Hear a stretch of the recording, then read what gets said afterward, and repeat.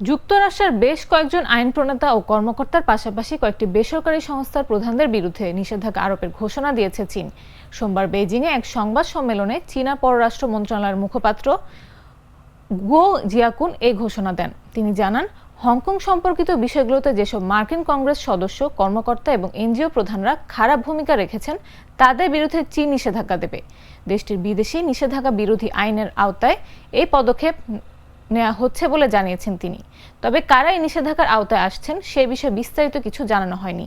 গুও জিয়াকুন বলেন, হংকং চীনের অভ্যন্তরীণ বিষয়, এতে যুক্তরাষ্ট্রের হস্তক্ষেপ কোনোভাবেই বরদাস্ত করা হবে না। এর আগে গত মার্চে চীন ও হংকংয়ের 6 জন কর্মকর্তার উপর নিষেধাজ্ঞা আরোপ করে যুক্তরাষ্ট্র। তাদের সীমান্ত পেরিয়ে দমনমূলক আচরণ এবং শহরটির স্বায়ত্তশাসন হ্রাসের অভিযোগে অভিযুক্ত করা হয়।